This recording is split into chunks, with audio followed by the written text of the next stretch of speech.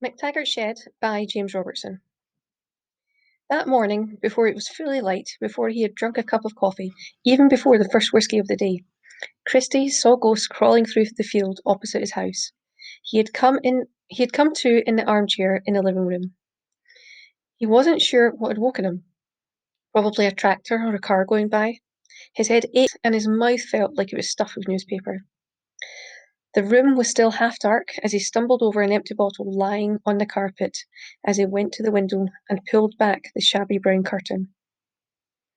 Across the narrow road was a big field, and beyond it another road, and beyond that trees and more fields rising up into the hills. There were houses dotted along the distant road and also on the side.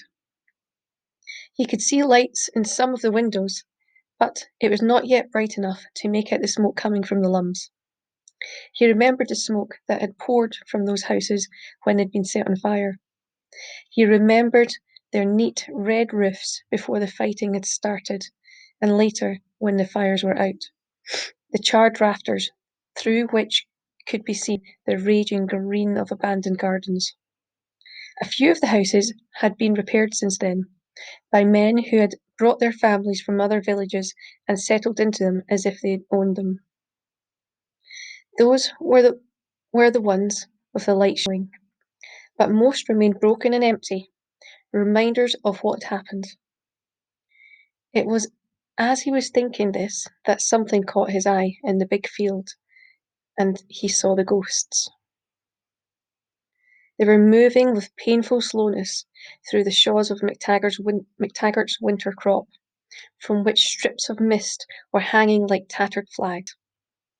Christie watched as the ghosts crept across his vision, from right to left, away from the end of the field where MacTaggart's old shed had been. He should have been filled with horror, but he was not. He felt only a dull stirring of the old fear that had been with him for months. It was as if he had been expecting them. He had not known that he was expecting them, but as soon as he recognised what they were, it made sense that they were there, and that they were on their hands and knees trying to get away from the shed. The crop was Brussels sprouts, a vegetable he hated, and the shaws were like miniature versions of those stark, blasted trees that appeared in photographs of the trenches in the Great War.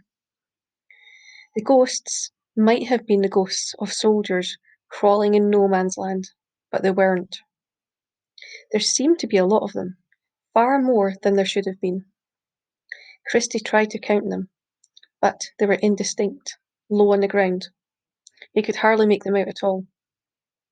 He wondered if the dog would have a ghost, and tried to pick it out amongst the shapes. But then they all started to look like dogs. After a few minutes, he could not concentrate any more, and went to the back of the house to the kitchen. The kitchen window looked out of his scrap of a backyard, which ended at the listing wooden fence. Beyond the fence was a dirty wee burn. A couple of starlings were pecking at the hard soil of the yard, where he sometimes flung out the crumbs of an old loaf.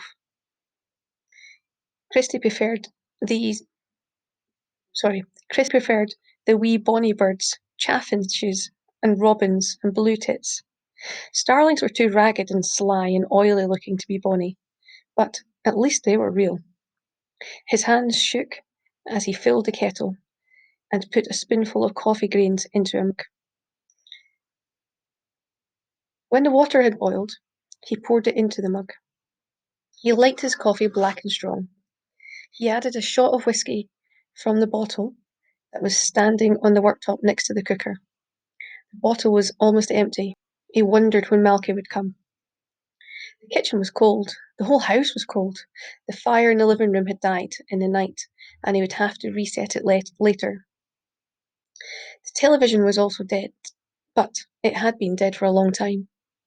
He did not remember falling asleep, but there was a book crushed between the cushion and one arm of the chair, and he guessed he had gone under while reading it. He took his coffee through to the bedroom, slopping some of it onto the floor as he went. He did not have any shoes on, and there were holes in his socks. He did not take off his socks, nor indeed any of his clothes as he got beneath the covers. None of these things were surprising or unusual to him. The ghosts were unusual. He had never seen any ghosts before, but even they were not surprising. By the time he had drunk the coffee, his hands stopped trembling. He did not know, nor did he care, whether this was due to the whiskey or because he had warmed up under the bedclothes. He thought vaguely about going back into the kitchen for the rest of the bottle, but he felt a vague, distant comfort from being in bed. It reminded him of being ill as a child and the security of being in a sick bed. He snuggled down and pulled the blankets over his head. In a minute, he fell asleep.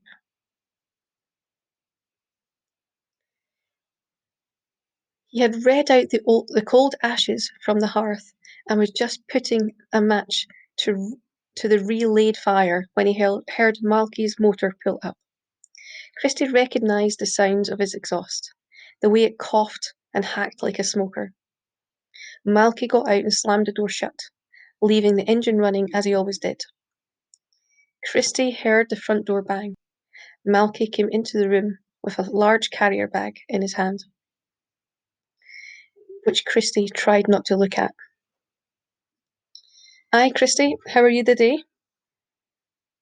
Sorry, one second. I'm recording this. Okay.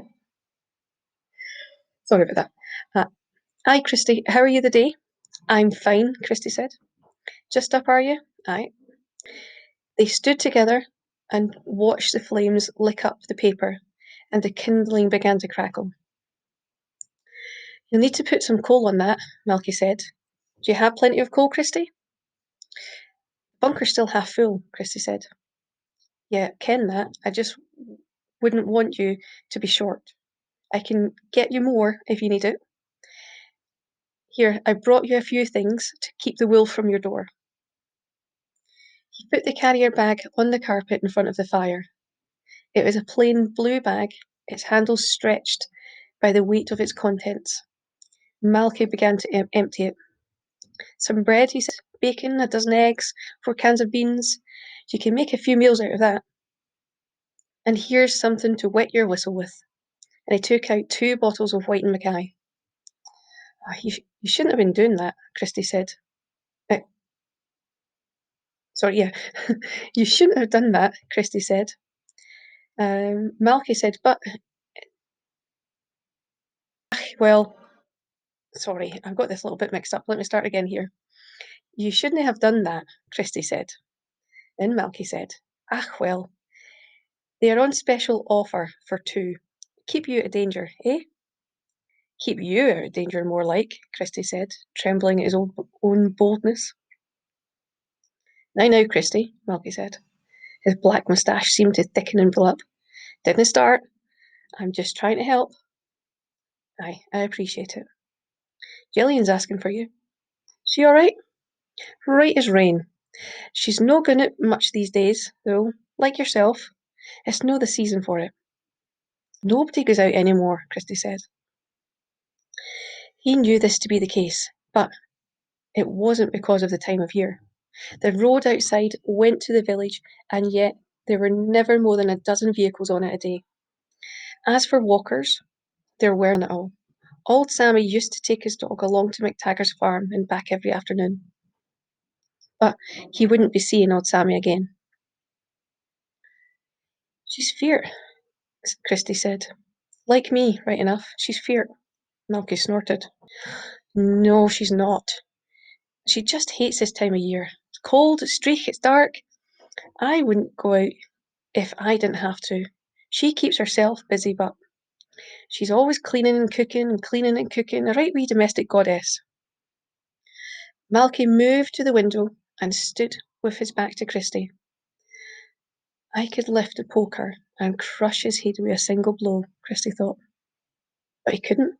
The poker was a feeble, thin thing, not like the heavy-duty ones, and he wasn't strong enough. Malky was built like a house end. He wouldn't even dent. MacTaggart's put his sheep in the field. I see, Malky said. It's a shame to see the sprouts away for sheep feed. Still, can't be helped. Nobody to lift him. He turned. I never really liked sprouts much anyway. Did you, Christy? No, Christy said. He wanted Malky to fuck off, but he didn't tell him. Malky was his brother-in-law, and he'd brought the food and drink after all. He was always bringing things, just about every single day, and he never asked for money. It wasn't about the money. Malky didn't seem to know where to put himself. His bulk took up half the room. He picked up a cushion from the second armchair, turned it over, patted it, and put it back. He shook his head. Christ, you're a manky bastard. This place is a cow. That's how I like it. What about that television? It's years since that's worked. I can get you a new one, or a good quality second-hand one, at least. Aye, so you keep telling me, but I don't want a new one. That one suits me fine. But it doesn't work. Malky sounded exasperated. Christy knew what he was playing at. If he got him a new television, that would be another distraction, another way of controlling him, like the whiskey. But he'd finished with the television. He had left it on day and night till the back of it melted. And one day, soon, he'd be quitting whiskey. But not yet. At least with the whiskey, he could think his own thoughts. Do you not want to get me Sorry. Do you not want me to get a woman in to give the house a good clean? Malky said. Gillian will know somebody. Can she not come herself? Oh, no, Christy. You know she can't. She's not well. She's no energy. She can't do the housework like she used to. Christy knew he was lying. He had just left off calling her a domestic goddess. Gillian was stuck in the house for the same reason Christy was. Fear. And Malky wouldn't let them meet. His own sister. Not without him being present. And if they met, they'd start talking, spilling the beans, and more than 4 fucking cans of them. Those international guys that were supposed to be snooping about, asking questions. Malky didn't want Gillian and Christy getting any ideas about speaking to them. Outside, they heard the car engine splutter and die. Oh, said Malky. I better go. I've got frozen food in the boot. Aye, right, Christy said. Thanks for coming by with your own stuff. I can drink myself to death in comfort. Malky laughed uneasily. I think you'd have done that by now if you were going to. Well, the gas oven then, Christy said. He had a wee smile in his chest, but kept it off his face. He liked to goad Malky. Or the razor blades. Shh. He made the cutting noises as if a swift cutting motion across his wrists. Oh, don't talk like that, eh? Malky said. That's not nice. I'm keeping an eye on you, haven't I? You're okay. You wouldn't do anything stupid, would you? The last sentence was more of a statement or a threat than a question. Christy knew Malky wasn't talking suicide. Malky wasn't worried about him going to the police. Sorry, Malky was worried about him going to the police. Not the local mob. Worse than bloody gangsters they were. The international boys. Or the shotgun, Christy added. I could stick the shotgun in my gub. Malky snapped. He towered up, heaving like a bull, and pulled Christy in by a fistful of jersey. Christy could hear teeth grind. He'd got him. That's enough, Malky growled. Stop feeling fucking sorry for yourself. Jesus! When you think of all the folk in the world with nothing. You're all right. Do you hear me? You're all right. He let go, and Christy, looking down at his chest, saw the clump of jersey spring open. He found that strangely more interesting than looking at Malky. I'm going to pause here, and I'm going to start again with another video, another recording on the next page.